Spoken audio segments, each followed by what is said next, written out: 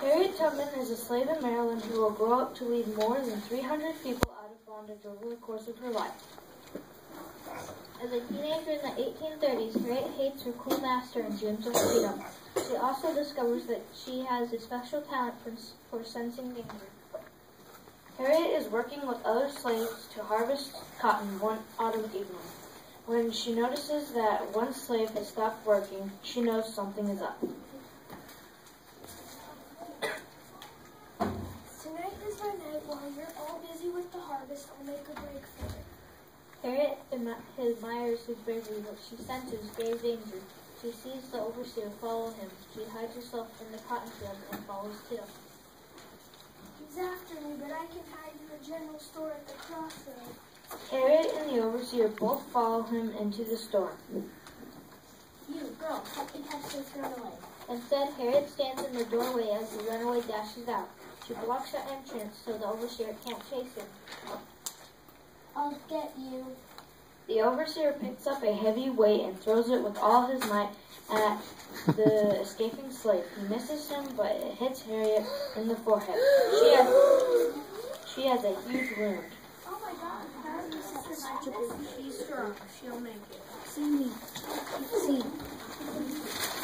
Thank you. Me too.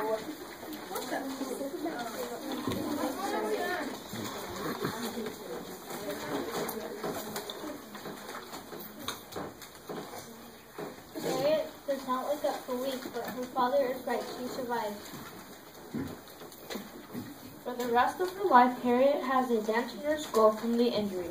She often wears scarves over her head to conceal it. Harriet does not forget the slave who got away that day. Like him, she yearns for freedom. She learns about the Underground Railroad, which is neither underground nor a railroad. It is a secret network of people, black and white, who help slaves in the South escape to the North. When she is in her 20s, Harriet successfully makes it all the way to Pennsylvania. Yay! Freedom! She is a free woman at last, but somehow her freedom does not seem so sweet. She is alone. Harriet knows she won't be happy until her family is also free. She hears her brothers are about to be sold to a plantation in Deep South. She has to act fast. Harriet risks her freedom and her life by going back to Maryland.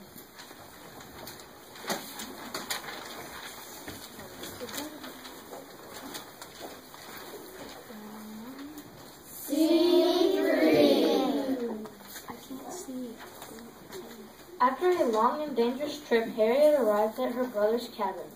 William's wife, Catherine, is there too. Harriet, you come back. I've come to bring you with me to the land of freedom. We have to leave soon. Harriet, it's freezing cold outside. The master will surely hunt us down. We can't make that all the way north. I've done it myself, and now I have friends along the way who can help us. We're supposed to be having dinner with Ma and Pop. They'll be wondering about us. We can't tell Ma about our plans. We'll start crying and screaming, and then everybody will know I've come for you. Why can't Ma and Pa come with us? They're very old and can't move quickly. I will come back for them when I can get a horse and a wagon.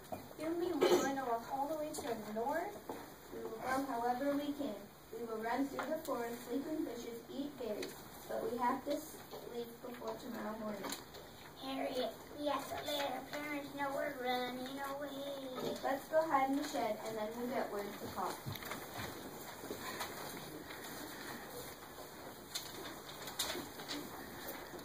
Scene 4. Ma and Pa are in their cabin waiting. Where are my boys? Why haven't they come for supper? Have they been sent south already? I don't know, Ma. It breaks my heart they are not here. What if they ran off and got caught? Let's hope they're safe. A friend knocks at the door and whispers to Pa. They sneak away from Pa's cabin and arrive at the shed. Pa ties a handkerchief around his eyes. Pa, it's me, Harriet. He grabs his daughter and holds her tight. Children, I'll come back with some food for you. Can I bring your mother to see you? It's better for her. She doesn't know where we are. Pa, why in the world are you blindfolded? You know I don't never tell any lies. When Master comes and asks me if I know where my boys went, I can honestly say I did not see them. Pa squeezes Harriet's hands.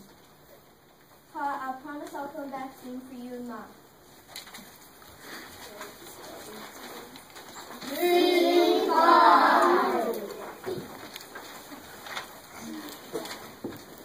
It is late at night. Harriet leads the group through the woods. Harriet, it's so dark. How do you know we're going? Look up there in the sky. That's the North Star. We can use that star to guide us. After walking all night with no rest and little food, they arrive at a house with green shutters. The group hides in the bushes. Harriet knocks on the door. Who is it? Harriet says the secret password. A friend with friends. Please, come in. The group steps into the Hun's warm kitchen. You must be tired from your long journey. We have food for you and a place to lie down. We are so tired. Thank you for your kindness. You can rest here all day. It is too dangerous to travel during daylight. As soon as night falls, Ezekiel loads the group into his wagon.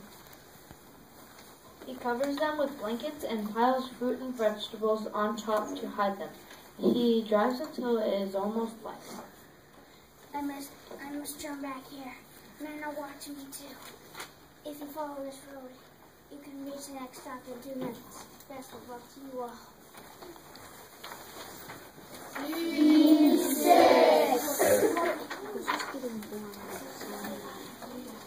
Hours later, they are walking next to the road. Harriet senses that they are in danger. We must stop here and cross the river.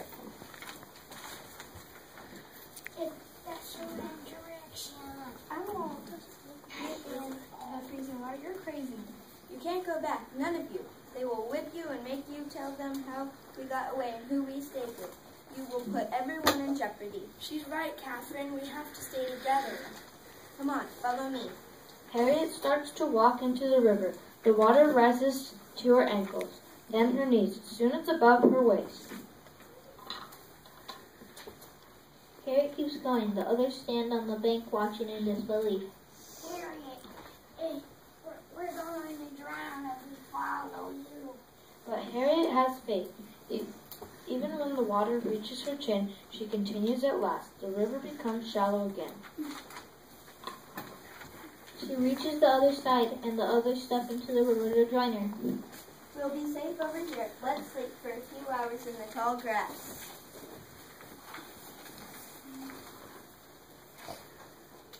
The next morning, they find a path that leads them back to the road they were on the day before. Look, the patrollers have been here looking for us. How can we tell? The grass has been trampled by horses. And look, we don't see our foots. Harriet, if we hadn't captured her when we did, we would have been caught.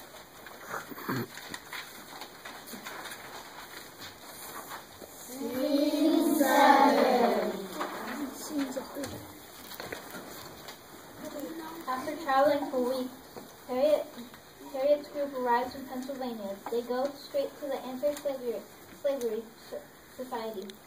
Welcome to Philadelphia. We are mighty happy to be here. I'm sorry to say that even though you are in a free state, you are not yet free. Why is that?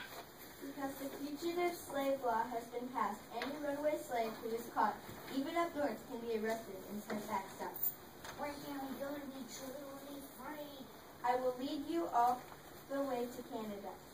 Harriet brings her family safely to Canada, where they live for the rest of their lives as free people.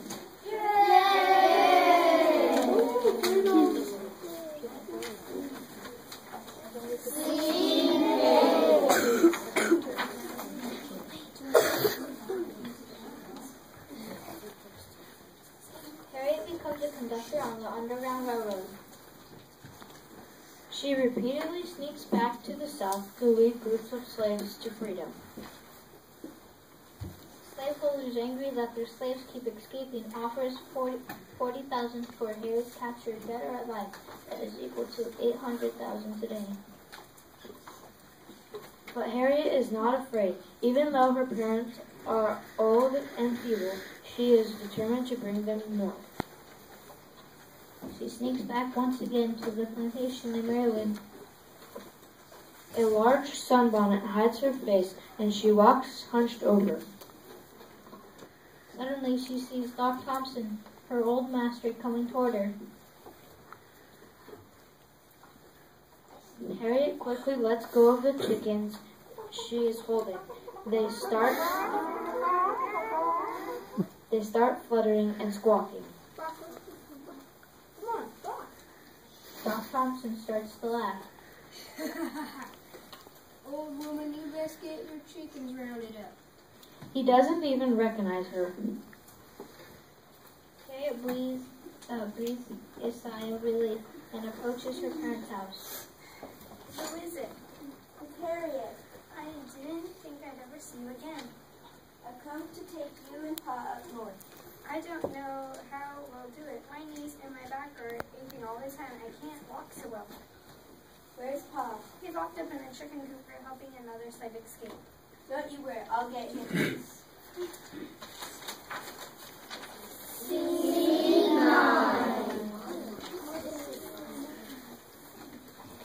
Harriet waits until nightfall and sneaks over to the chicken coop. She pries open the door. Pa, I've come for you. Oh, thank you, my Harry. I didn't know what the master was going to do to me. Quickly, we need to get a horse. Old Dolly Mary was put up pasture. Let's take her. She's on old board by the cabin. We can rig up some wheels to it. Harriet and her father build a makeshift carriage. This is too dangerous, Harriet. We are sure to get caught. We have to try. Don't you want to be free? That I do. And climb aboard. Harriet drapes a shawl over her head and rides with her parents to the railroad station. Harriet, how are we going to get onto the train? We will walk right onto it and act like we're supposed to be there. Maybe they'll think we're free already. What will we do if people are suspicious? Then we get off and head south for a while. No one will look for escaped slaves on a train heading south. Don't fret and worry. I've done this many times before. Look, Harriet, I've never met a soul as brave as you. Harriet brought her parents safely north, but her bravery didn't end there. Harriet was one of the few women to fight in the Civil War. She carried a rifle and commanded a band of 9 men who were all spies for the Union Army. After the Civil War, when slaves were free, Harriet founded several schools for ex-slaves in New York. She died in 1913 at the age of 92.